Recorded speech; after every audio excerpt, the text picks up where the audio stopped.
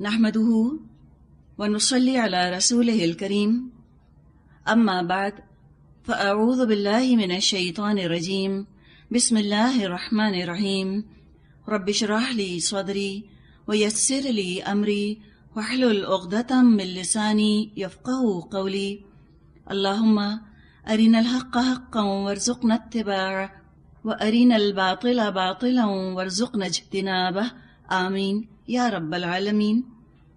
سورۃ التوبہ آیت نمبر 100 فرمایا والسابقون الاولون من المہاجرین والانصار، وہ مہاجر اور انصار جنہوں نے سب سے پہلے دعوت ایمان پر لبیک کہنے میں سبقت کی، والذین اتبعوہم باحسان، نیز وہ جو بعد میں خوبصورتی کے ساتھ ان کے پیچھے آئے، رضی اللہ عنہم، اللہ ان سے راضی ہوا، ورضوا عنہ، اور وہ اللہ سے راضی ہوئے، وأعد لهم جنات، اور اللہ نے ان کے لیے باغات تیار کیے ہیں، تحتها الانہار، جن کے نیچے نہریں بہتی ہوں گی، خالدین فیہا ابدا، اور وہ ان میں ہمیشہ رہیں گے، ذالک الفوز العظیم، یہ ہے عظیم الشان کامیابی۔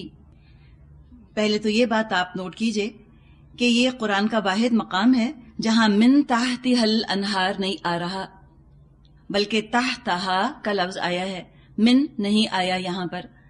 کہیں ایسا نہ ہو کہ روا روی میں جب آپ پڑھ رہے ہوں تو آپ تحتیہا پڑھ جائیں اس کو، تحتہا یہ واحد مقام ہے جہاں اس طرح سے یہ لکھا ہوا آیا ہے۔ تھوڑا الفاظ پر غور کر لیتے ہیں۔ سابقون کا لفظ دیکھیے، اس کا مادہ سین با قاف ہے، اسی سے لفظ سبق بھی نکلا ہے۔ پہلا سبق پڑھا، دوسرا سبق پڑھا، تیسرا سبق پڑھا، مراد ہے کہ آگے سے آگے علم کے میدان میں بڑھتے چلے گئے، اسی سے لفظ سبقت بنا ہے، سبقت لے جانا۔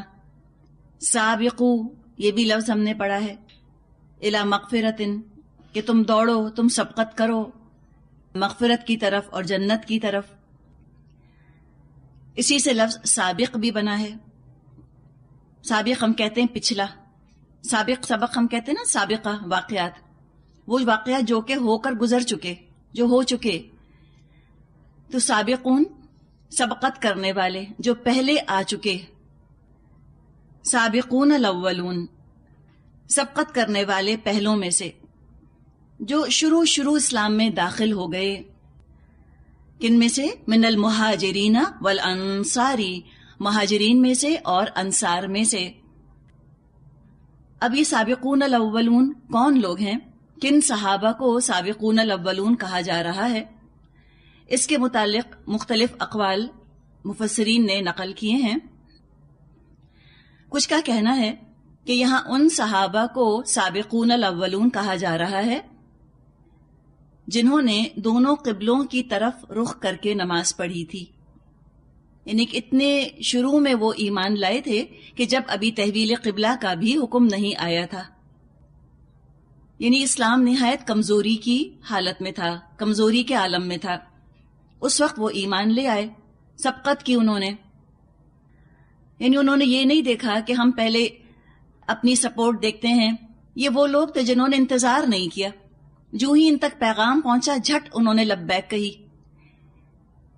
انہوں نے اسلام کی کامیابی کو دیکھ کر اسلام قبول نہیں کیا، انہوں نے اسلام کی حقانیت کو دیکھ کر اسلام قبول کیا کہ اسلام حق ہے، اسلام سچ ہے، سچ کی خاطر، ٹروتھ کی خاطر اسلام قبول کرنے والے ہیں یہ السابقون الاولون۔ انہوں نے یہ نہیں دیکھا کہ اسلام اب ہمیں کیا دے سکتا ہے، اسلام کے ساتھ اپنے آپ کو نتھی کر دینے میں، اٹیچ کر دینے میں ہمیں کیا کیا بینیفٹس ملیں گے، what's in it for me. یہ وہ لوگ نہیں ہیں، یہ وہ لوگ ہیں کہ جو اسلام میں آئے اس ارادے، اس نیت سے کہ ہم اسلام کو کیا دے سکتے ہیں، دینے والے لوگ، قربانی دینے والے لوگ۔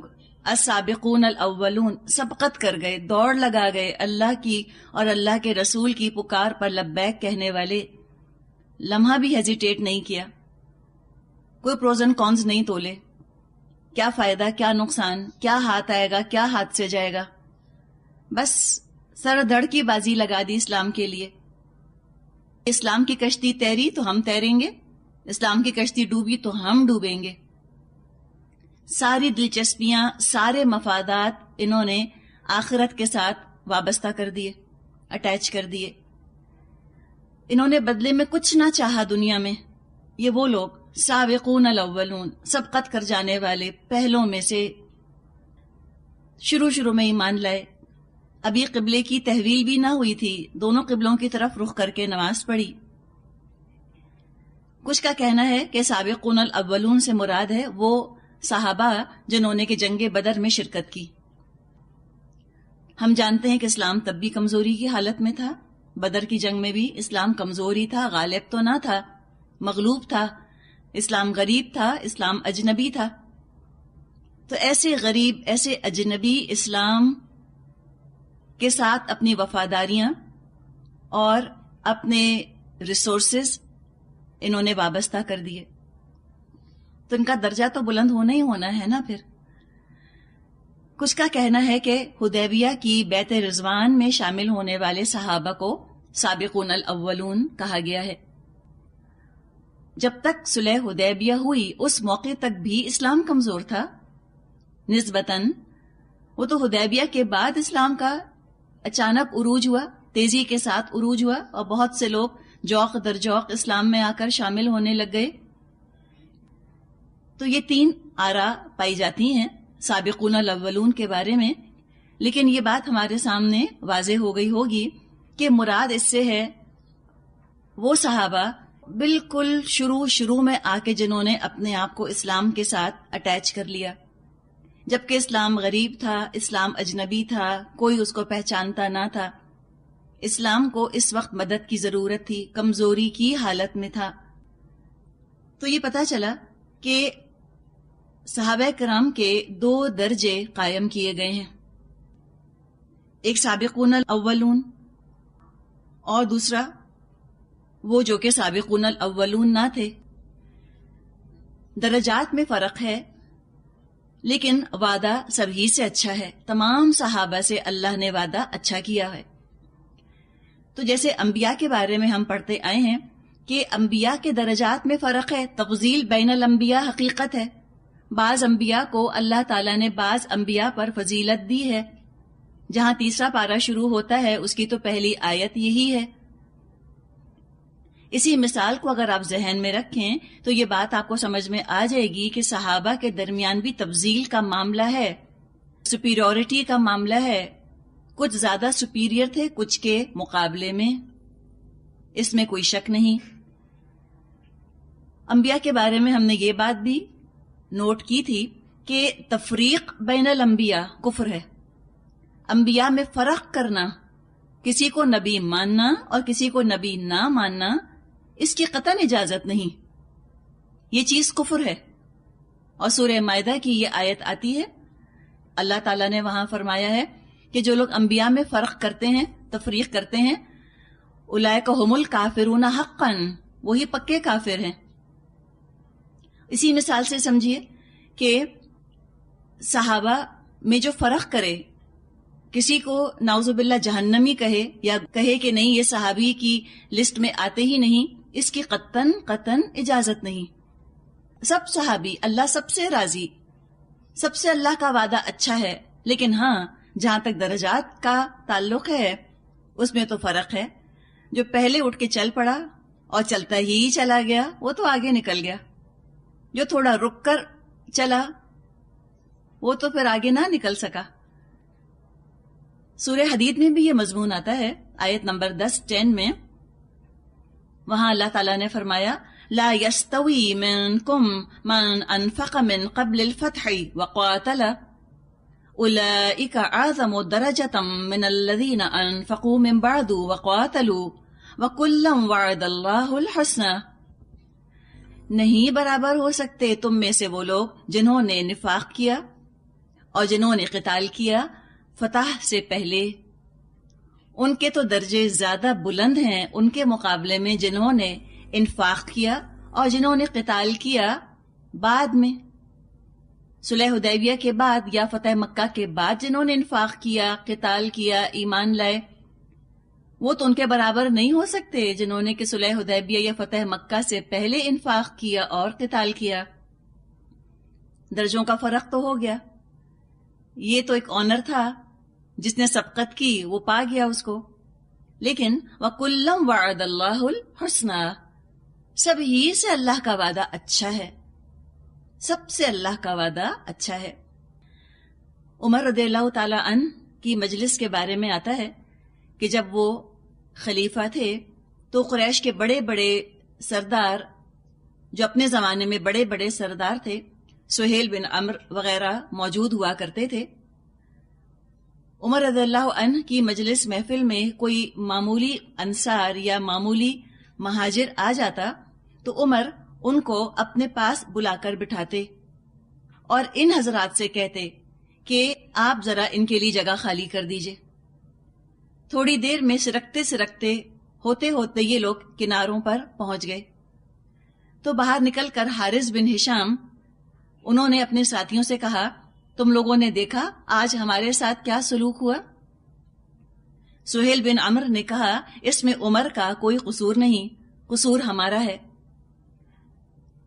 یہاں جن لوگوں کا ذکر کیا گیا یہ سب مسلمان تھے، جو مہاجر یا انصار آتے تھے وہ بھی مسلمان، اور سہیل بن عمرو، حارث بن ہشام رضی اللہ عنہما یہ بھی سب مسلمان، یہ بھی صحابی۔ لیکن کیا ہوتا تھا کہ ان کو تھوڑا سا پیچھے کر کے اور عام مہاجر انصار کو آگے بٹھایا جاتا تھا ان کی مجلس میں۔ تو جب انہوں نے اس پر کمنٹ کیا کہ دیکھا آپ نے ہمارے ساتھ کیا معاملہ ہوا، تو سہیل بن عمرو رضی اللہ عنہ نے کہا کہ عمر کا تو قصور نہیں ہے، اس میں قصور ہمارا ہے۔ جب ہمیں اس دین کی طرف دعوت دی جا رہی تھی تو ہم نے منہ موڑا اور یہ لوگ اس کی طرف دوڑ کر آئے۔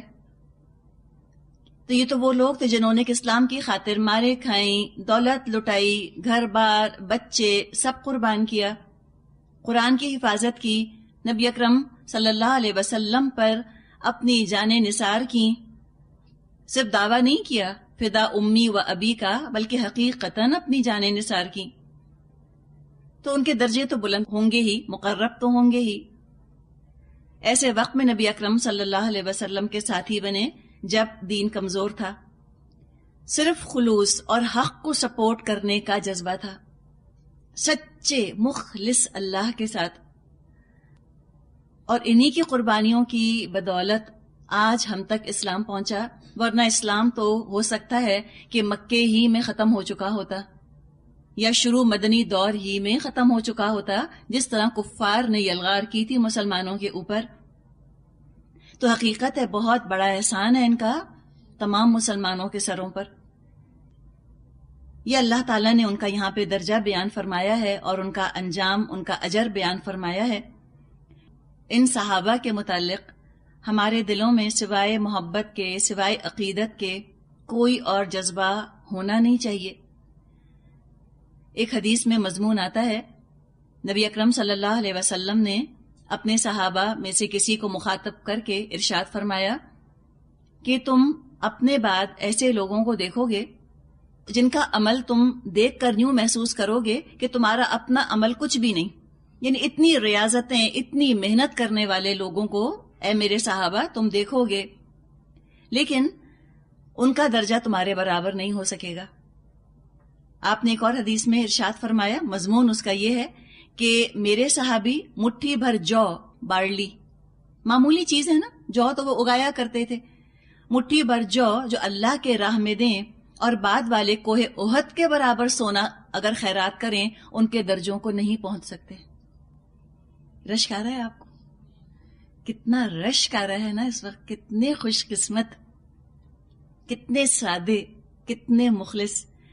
آپ امیجن تو کریں ان صحابی کو کہ جو مٹھی بھر کھجوریں لے کر آئے تھے تبوک کے لیے، ان کی محنت، ان کی مشقت، جب وہ باغ سینچ رہے ہوں گے یہودی کا اور وہ سوچ رہے ہوں گے مجھ کو میرا اجر ملے گا، یہ مجھے کچھ دے گا، میں لے جاؤں گا، میں آدھا اللہ کے رسول کو دوں گا، تبوک کے لیے آخر ہم کو انفاق کرنے کا حکم دیا ہے، اللہ کرے ہم جنگ جیت جائیں، یہ ان کی جذبات ہوں گے، کیفیات ہوں گی، اور اللہ دیکھ رہا ہوگا، اللہ کو کتنا پیار ان پر آ رہا ہوگا ٹوٹ کر۔ انہوں نے یہ تو نہیں سوچا ہوگا کہ آج سے 1400 سال بعد تک لوگ میرا تذکرہ پڑھیں گے، نیت کتنی خالص. ان کو پتا تھا اللہ ان کو کیا شہرت دے گا, اللہ کیسے ان کے کارناموں کو دائمی بنا دے گا, ان کو تو نہیں معلوم تھا. صرف درد اور خلوص امیجیٹ اس وقت ہم اسلام کے لیے کیا کر سکتے ہیں, یہ سوچا ہی نہیں انہوں نے کہ ابھی ہم قربانی دے رہے ہیں, کیا یہ کامیاب ہوگا بھی یا نہیں, یہ سوچتے ہیں پہلے. فیزیبل وائبل ہے بھی یا نہیں, کریں یا نہ کریں, ایسا نہ ہو قربانی دیں اور اسلام کو فائدہ ہی نہ پہنچے. انہیں کوئی غرض نہیں تھا اس سے کہ اسلام کامیاب ہوتا ہے یا نہیں دنیا میں. وہ تو یہ چاہتے تھے کہ ہم اپنا جو کر سکتے ہیں ہم اپنا حصہ ڈال دیں, ہم اللہ کے ہاں سرخرو ہو جائیں. تو یہ ان کا درجہ بیان کیا گیا کہ وہ برابر نہیں ہو سکتے. مٹھی بھر جو خیرات کریں گے اس کا اجر, اس کا درجہ بس وہ سمیٹ گئے جو سمیٹ گئے. بعد میں آنے والے کوہ احد کے برابر سونا خیرات کر دیں تو برابر نہیں ہو سکتے صحابہ کے. دیکھیے پتا کیا چلا اس سے کہ جتنے مشکل حالات میں نیکی کی جاتی ہے اتنی زیادہ قیمتی ہوتی ہے, اور جب حالات آسان ہو جائیں پھر نیکیاں کی جاتی ہیں وہ بھی اللہ کے ہاں قبول ہوتی ہیں, لیکن درجے میں ان کے برابر نہیں ہو سکتی جنہوں نے کہ مشکلات زیادہ اٹھائی تھیں. پائنیئرز کا درجہ ہمیشہ زیادہ ہوتا ہے نا, جنہوں نے راہ نکالی ہوتی ہے ان کا درجہ زیادہ ہوتا ہے. تو اگر آج ہمارا دل رشک سے بھر رہا ہے اور حسرت ہو رہی ہے ہمیں کہ کاش ہم بھی کر سکیں, تو ہم کیوں نہ اپنے رب سے دعا کریں کہ اللہ ہمیں بھی سابقون الاولون بنا دے. اس لیے کہ اسلام پر تو یہ کمزوری کا دور بار بار آتا رہے گا. اسلام کا تو عروج اور زوال, رائز اینڈ فال ہوتا رہے گا. جب کامیابی آتی ہے تو ہم انگلش میں کہتے ہیں نا کہ nothing succeeds like success. کامیابی کی طرح کوئی چیز کامیاب نہیں ہوتی. کامیابی دیکھ کر, کامیابی کی چکا چوند دیکھ کر بہت لوگ آ جاتے ہیں. چڑھتے سورج کے تو پجاری بہت ہوتے ہیں, لیکن جب سورج غروب ہو جائے کسی کی شہرت کا اور کامیابی کا تو ہم کہتے ہیں نا کہ پھر تو سایہ بھی ساتھ چھوڑ دیتا ہے. سورج نہیں ہوتا تو سایہ بھی نہیں ہوتا. تو یہ چڑھتے سورج کے پجاری نہیں بلکہ حقیقتاً اللہ اور اللہ کے رسول کے مددگار بن کر آنے والے لوگ, انصار اللہ, ان کی ضرورت ہر دور میں پڑے گی. جب اسلام پر زوال آتا ہے جیسے کہ آج کل ہے, یہ بہترین موقع ہے انویسٹمنٹ کا. اس میں ذرا سا ایفرٹ, ذرا سی محنت, تھوڑا سا کنٹریبیوشن, یہ اللہ کے ہاں انشاءاللہ تعالی میزان میں بہت بھاری ہوگا. اس لیے کہ اسلام غیر پسندیدہ ہے, ٹرمپلڈ اپون, رون دیا گیا ہے. اکثر پڑھے لکھے مسلمان بھی اپنے آپ کو اسلام کے نام کے ساتھ اٹیچ کرنا پسند نہیں کرتے. اسلام کو اپنی پہچان, اپنی شناخت, اپنی آئیڈینٹی نہیں بنانا چاہ رہے.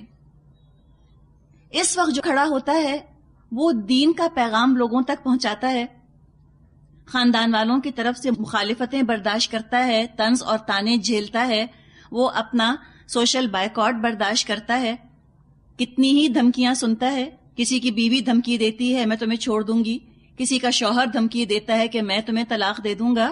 جھیلتے ہیں اپنی جان پر. لوگوں کی نظریں بدلتی دیکھتے ہیں. جن لوگوں نے بڑی بڑی محبت کے دعوے کیے تھے کہ تمہارے بغیر تو ہم زندہ ہی نہیں رہ سکتے, اگر تم سے ہماری شادی نہ ہوتی تو ہمارا کیا ہوتا, ان کے منہ سے وہ یہ بھی سن لیتے ہیں کہ ناحق ہم نے تم سے شادی کی, پتا ہوتا تم ایسی ہوگی ہم کبھی تم سے شادی نہ کرتے. سب سن لیتے ہیں اور نروس بریک ڈاؤن نہیں ہوتا. کیوں؟ اپنے آپ کو مظلوم نہیں سمجھتے, سودا کیا اللہ سے انہوں نے. وہ لگے رہتے ہیں, وہ جمے رہتے ہیں, آخر حق غالب آتا ہے. ان کی محنت, ان کے صبر, ان کی برداشت کی وجہ سے, ان کی قربانی, ان کی ہجرت کی وجہ سے وہ کتنے ہی لوگوں کو راستہ دکھا دیتے ہیں. اپنی جب وہ ہجرت کرتے ہیں ایسا روشن راستہ بنا دیتے ہیں وہ اپنے ارد گرد کے لوگوں کے لیے کہ جو چاہے ان کے پیچھے آئے. کم مشقت ان کو اٹھانی پڑتی ہے پیچھے آنے والے لوگوں کو. تو حقیقت ہے کہ جس نے زیادہ مشقت اٹھائی تو پھر انصاف کا تقاضا ہے کہ اس کا اجر بھی زیادہ, اور جس نے کم مشقت اٹھائی انصاف کا تقاضا ہے کہ اس کا اجر کم. لیکن دونوں سیدھے راستے کے مسافر ہیں تو دونوں سے وعدہ تو اللہ کا اچھا ہے. کلم وعد اللہ الحسنى, دونوں سے اللہ کا وعدہ بہت اچھا ہے. جو ماں حجاب کرتی ہے اور پردے کی پابند ہوتی ہے, سیگریگیشن کا خیال کرتی ہے, تو آگے اس کی بیٹی کے لیے آسانی ہے نسبتاً، اس کو اتنی مخالفت، اتنی دشواری نہیں اٹھانی پڑتی جیسے کہ ماں نے اٹھا لی. باپ ہے، باپ 5 وقت کا نمازی ہے، مسجد جا کے نماز پڑھتا ہے، باپ نے سنت کا احترام رکھا ہے اپنی زندگی میں، اس کے بیٹوں کے لیے نسبتاً آسان ہے 5 وقت کا نمازی بننا اور مسجد جانا. تو جو پائنیئرز ہیں تو ان کا درجہ تو بلند ہوگا، انہوں نے کتنے لوگوں کو فلاح کا راستہ دکھا دیا اپنی قربانیوں کی وجہ سے. ان کے پیچھے جو آنے والے ہیں وہ تو سب ان کے لیے صدقہ جاریہ بن رہے ہیں. تو اتبعوہم، جو پیچھے آنے والے لوگ ہیں، ہر شخص اس میں سے پائنیئر کے لیے، آگے جانے والے کے لیے، سابقون الاولون کے لیے صدقہ جاریہ.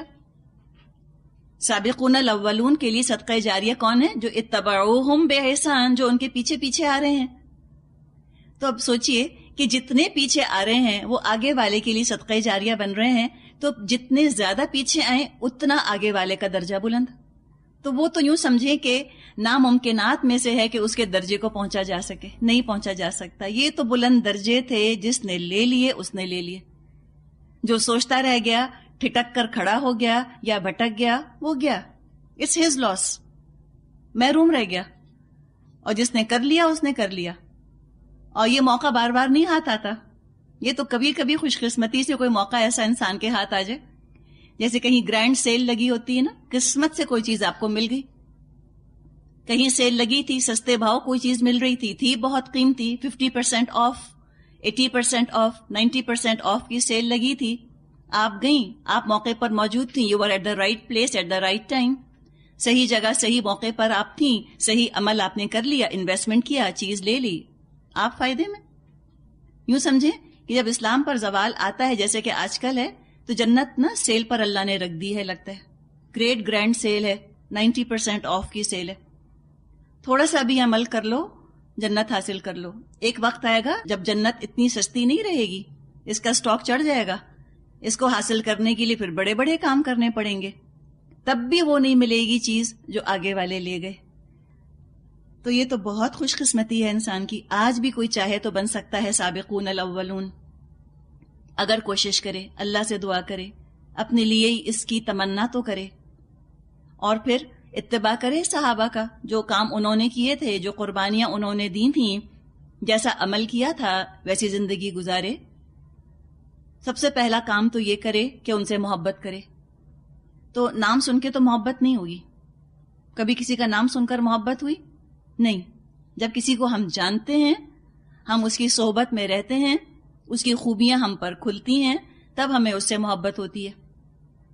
تو صحابہ کو جانیے، ان کے بارے میں پڑھیے، ان کی سوانح حیات ان کی پڑھیے، بایوگرافیز پڑھیے، آپ کو پتا چلے گا وہ کیا شخصیات تھیں، عظیم الشان. ایک ایک ان میں سے ہیرو تھا، کوئی شک نہیں. لوگوں کے ہاں، قوموں کے پاس تو کوئی ایک ہیرو ہوتا ہے، وہ اسی کی گن گاتے رہتے ہیں صدیوں تک. ہمارے پاس تو پوری سمجھی کہ ایک فصل ہے ایسے لوگوں کی، ہر ایک اپنی جگہ لیڈر، ہر ایک اپنی جگہ چاند تھا. نبی اکرم صلی اللہ علیہ وسلم نے اپنے صحابہ کے بارے میں فرمایا، یہ ترمذی میں حدیث موجود ہے، اور آپ نے اپنے صحابہ کے بارے میں یہ باتیں کہہ کے ہمیں نصیحت کی ہے، اپنی امت کو نصیحت فرمائی. آپ نے فرمایا، اللہ اللہ فی اصحابی، اللہ سے ڈرو، اللہ سے ڈرو میرے صحابہ کے بارے میں. لا تتخذوہم عرضا من بعدی، ان کو میرے بعد تم نشانہ مت بنا لینا. نشانہ سے مراد ہے کہ ملامت کا یا طعن اور طنز کا یا غیبت کا ہدف مت بنا لینا میرے صحابہ کو. فمن احبہم فبحبی احبہم، تو جس نے ان سے محبت کی تو میری محبت کی وجہ سے میرے صحابہ سے محبت کی. ومن ابغضہم فببغضی ابغضہم، اور جس نے میرے صحابہ سے بغض رکھا، دشمنی رکھی، اینیماسٹی رکھی، اس نے دراصل میری دشمنی کی وجہ سے اسے دشمنی کی. تو یہ پتا چلا کہ جو صحابہ کا دوست ہے نبی اکرم صلی اللہ علیہ وسلم کا دوست ہے، اور جو صحابہ کا دشمن ہے وہ نبی اکرم صلی اللہ علیہ وسلم کا دشمن ہے. ہم بہت تفصیل سے تو بات نہیں کر سکتے صحابہ کے بارے میں اس وقت، لیکن چند کا ذکر تو کرنا ہی ہوگا. ابو بکر رضی اللہ تعالیٰ عنہ، جن کے بارے میں کہا جاتا ہے کہ افضل البشر بعد الرسل، انسانوں میں بہترین انسان رسولوں کے بعد. صدیق اکبر، سب سے بڑے سچے، سب سے بڑے صدیق، سب سے پرخلوص دوست نبی اکرم صلی اللہ علیہ وسلم کے، کیا انسان تھے وہ۔ اس کے علاوہ اور کتنے ہی صحابہ کے بارے میں ہمیں پتہ چلتا ہے کہ جن کو دنیا ہی میں جنت کی بشارت دے دی گئی۔ عشرہ مبشرہ کہا جاتا ہے 10 صحابہ کو کہ جن کو دنیا ہی میں نبی اکرم صلی اللہ علیہ وسلم نے جنت کی بشارت دے دی تھی۔ کچھ لوگ ان کو بھی سابقون الاولون میں شامل کرتے ہیں۔ اس کے علاوہ اور آپ نے کئی اور صحابیات کو اور صحابہ کو جنت کی بشارت دی تھی، لیکن یہ عشرہ مبشرہ یہ خاص لوگ ہیں۔ ان میں طلحہ رضی اللہ عنہ شامل ہیں۔ جس طرح کہ احد میں انہوں نے نبی اکرم صلی اللہ علیہ وسلم کا دفاع کیا تھا، ایسی تیر اندازی کی تھی، اتنے تیر چلائے تھے کہ ان کا ایک بازو شل ہو گیا تھا۔ تو نبی اکرم صلی اللہ علیہ وسلم نے ان کے بارے میں فرمایا کہ جس کو چلتا پھرتا شہید دیکھنا ہے وہ طلحہ کو دیکھ لے۔ اپنی طرف سے انہوں نے تو کوئی کسر نہیں چھوڑی نا شہادت حاصل کرنے کی تمنا میں، اللہ کے رسول کے دفاع میں۔ زندگی تھی، زندگی ملی ان کو، اس وقت وہ شہید نہ ہوئے احد میں۔ ابو ذر غفاری رضی اللہ عنہ کے بارے میں اللہ کے رسول صلی اللہ علیہ وسلم نے فرمایا کہ جس کو مسیح عیسیٰ ابن مریم کا زہد دیکھنا ہو وہ میرے ساتھی ابو ذر کو دیکھ لے۔ ایسے بے نیاز تھے وہ دنیا سے کہ وہ اپنے گھر میں توا چمٹا تک دیکھنا پسند نہیں کرتے تھے۔ ہر چیز وہ کھنگال کر اور دے دیا کرتے تھے، بس جو آج کی ضرورت ہے وہ آج گھر میں رکھی، کل کے لیے ایک پیسہ نہیں رکھا کرتے تھے۔ جبریل علیہ السلام ایک صحابی دحیہ کلبی رضی اللہ عنہ کی شکل میں تشریف لایا کرتے تھے۔ کتنا بڑا آنر ہے، آپ سوچئے۔ اسی طرح جبریل علیہ السلام تشریف لاتے تھے، اور ایک دفعہ ختیجہ رضی اللہ عنہا کوئی چیز لے کر آ رہی تھیں تو جبریل علیہ السلام نے ان کو سلام بھیجا۔ تو آپ سوچئے نا کیا ان کا مقام تھا کہ جن کو فرشتے سلام کرتے تھے۔ بس وہ they were at the right place at the right time، صحیح جگہ پر تھے۔ اور پھر تھا تو عبداللہ بن ابی بھی نا، لیکن السابقون الاولون میں تو کیا وہ تو کہیں بھی نہ شامل ہو سکا۔ اسی طرح زید بن حارث رضی اللہ عنہ، ان کا تو نام قرآن میں آیا، زید بن حارثہ کا، نبی اکرم صلی اللہ علیہ وسلم کے منہ بولے بیٹے تھے، اور یہ آنر اور کسی صحابی کے حصے میں نہیں آیا کہ ان کا نام قرآن میں لیا گیا ہے سورۃ الاحزاب میں۔ جو وحی کا پروسیس تھا، شریعت جب بن رہی تھی، اپنی انفنسی میں تھی، جب اسٹیبلش ہو رہی تھی شریعت، اسلام جب نیا نیا آیا تھا، اس پورے پروسیس کا حصہ تھے صحابہ کرام رضی اللہ عنہم۔ قرآن میں ان کے کئی سوالات نقل ہوئے۔ یسألونک ماذا ينفقون، یسألونک عن الأہلہ، مثال کے طور پہ یسألونک عن المحیض۔ کتنے سوالات ہیں جو ہم نے سورہ بقرہ میں پڑھے ہیں۔ تو یہ صحابہ ہی کے سوالات تھے جن کا کہ اللہ تعالیٰ نے اتنی تفصیل کے ساتھ جواب دیا قرآن میں۔ اب اللہ دیکھیے قادر تھا اس بات پر کہ وہ قرآن اس انداز میں نازل فرماتا کہ ہمیں صحابہ کی طرف ریفر کرنے کی ضرورت پیش نہ آتی۔ کوئی ضروری تو نہیں تھا کہ اللہ تعالیٰ یوں فرماتا یسألونک، وہ سوال کرتے ہیں آپ سے، یا جس سورہ مجادلہ میں جیسے ان خاتون کا ذکر آیا ہے خولہ بنت ثعلبہ رضی اللہ عنہا کا، کہ وہ ایک عورت جو آپ سے شکوہ کرتی ہے اور اللہ سے وہ التجا کر رہی ہے۔ یہ کیا ضرورت تھی؟ اگر اللہ تعالیٰ کو زہار کا قانون دینا تھا تو اللہ تعالیٰ ڈائریکٹ دے دیتا۔ اللہ تعالیٰ کو یہ بتانا تھا کہ کتنا خرچ کرو، اللہ تعالیٰ ڈائریکٹ بتا دیتا براہ راست، کوئی مسئلہ نہیں تھا۔ لیکن ہم دیکھتے ہیں کہ کتنے ہی مقامات پہ ریفرنس آتا ہے انہوں نے پوچھا ہے تم سے۔ تو اللہ تعالیٰ نے اس طرح صحابہ کو وحی کے اندر شامل کر کے، وحی کے پروسیس میں شامل کر کے، اور ان کو ہمیشہ کے لیے امر کر دیا نا، امورٹل کر دیا۔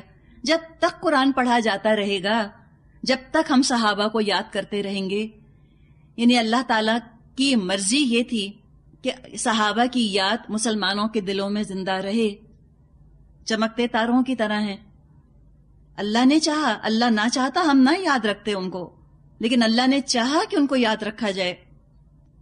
اس درجے اللہ تعالیٰ نے صحابہ کی تعظیم فرمائی ہے۔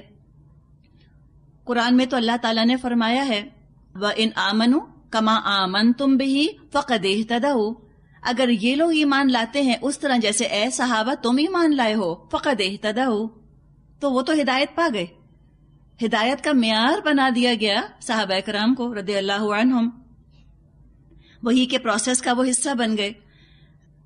جگہ جگہ ہم پڑھیں گے کہ اللہ ان پر بڑا مہربان ہے، اللہ ان سے راضی ہوا. تو ذکر کیا گیا سابقون الاولون کا، مہاجرین میں سے اور انصار میں سے.